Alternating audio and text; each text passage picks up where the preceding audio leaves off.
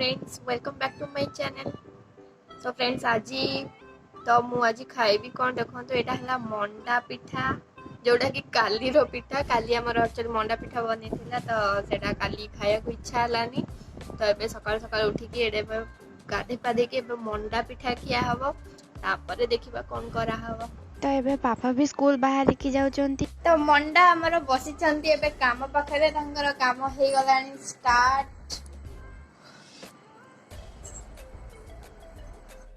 तो मो मम्मी एबे पूरा काजल लगे बिजी अच्छी।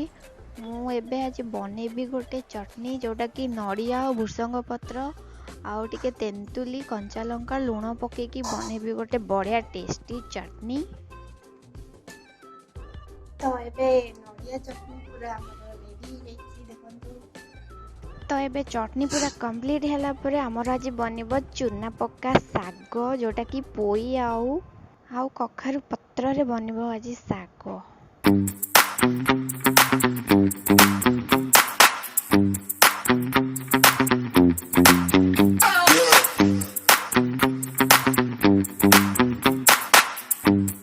तो एबे मु साग को पूरा काटिकी छोट छोट पीस करिकी रेडी कर देइची।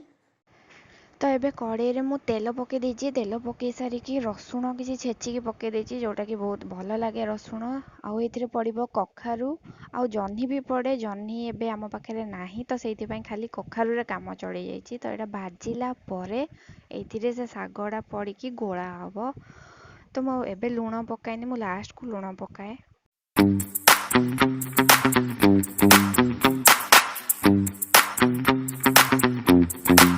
तो एबे साग मोर पूरा गोळे देइची। गोळे सारी टिके घोड़े देबी ताकू। तो एबे हमर चूना पक्का साग रे पड़िबो हमर चूना माने छतुआ जोटा एटा हला हम छतुआ डबा। एथिरे बहुत छतुआ थाए कारण पापा और मो दी जन जाक बहुत छतुआ खाऊ सब दिन सकाल सकाल उठिकी आग छतुआ टिके गोली पी दो काम खत्म। तो एबे साग रे पड़िबो ए छतुआ रु 2 चम्मच की 1 चम्मच पड़िबो जोडे बहुत टेस्ट लागे। तो एबे एथिरे छतुआ में ऐड करिया एटा मजी टिके फांका कर देइची मु आ देरे छतुआ को पके दबा।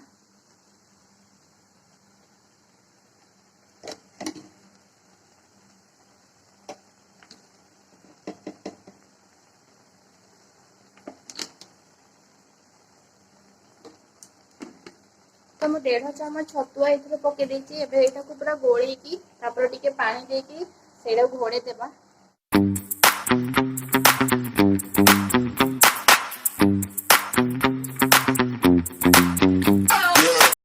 तो सेडा को फ्रेंड चूना पक्का साग भी कहते आ घोरा साग भी केते जण कहते कारण सेडा पूरा से छतुआटा पड़ी कि सेडा पूरा घोरा हुए जोटा पूरा पेस्ट टाइप रो बनी जाए आ बहुत ही बढ़िया लगे खाइबा पई। मोर तो सेडा बहुत फेवरेट साग। तो चलन आज देखियो आज बनेले केमती लागिवो टेस्ट। तो एबे सागटा बहुत ही बास्ना हलानी तो देखिबा एबे सागर कंडीशन कोन अछि। तो एबे एटा सिजी गलानी कोथे।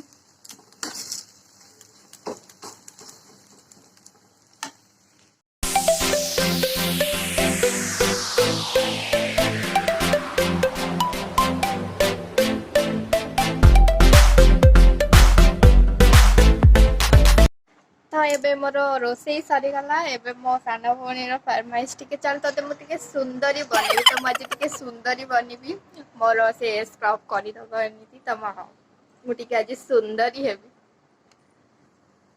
तो एबे मोर सुंदरी हबार आशा रे पूरा पानी फाटी गला कारण ताकू एबे गोटे काम आसी जाईची। तो से कहला कि मु तते 5 मिनिट की आधा घंटा परे तते करी दे।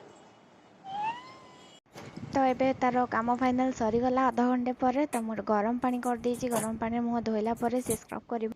देखंतु एटा होची हमर एम कैफिन रो फेस स्क्रब। तो सेटा जी नानी ऊपर फास्ट मु अप्लाई करी टेस्ट करिया को जाउची।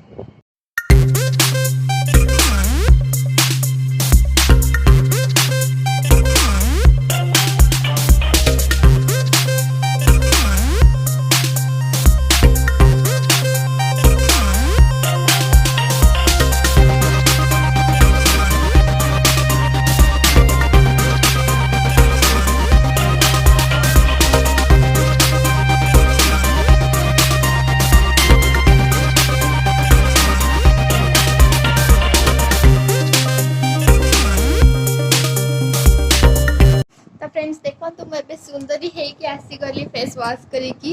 ସୁନ୍ଦରୀ ହେଲା ପରେ ଆମେ ଏବେ ଖାଇବାକୁ ବସିଗଲୁ। ତ ଖାଇବାରେ ଆଜି ବନିଛି ଭାତ, ଡାଲି ଆଉ ପୋଟଳ ଆଳୁ ଭଜା, ମିକ୍ସଚର ପିଆଜ ଟିକେ ଗୋଳା ହେଇଛି, ତାପରେ ହେଇଛି ଆମର ଘୋରା ଶାଗ। ତ फ्रेंड्स एबे ଆମର ଖାଇବା ସରିଗଲା ଫାଇନାଲି। ତ ଆମେ ଖାଇଲା ବେଳେ ମେନଲି ଯୋଉ ନଡ଼ିଆ ଚଟନି ବନେଇଥିଲି ତ ସେଇଟାକୁ ଭୁଲି ଯାଇଥିଲି କାରଣ ସେଇଟା ଫ୍ରିଜରେ ଥିଲା ତ ମୁଁ ଭୁଲି ଯାଇଥିଲି ସେଇଟା। ତ ମୁଁ ସେଇଟା ପଛରେ ଆଣିକି ଖାଇଲୁ ଆମେ।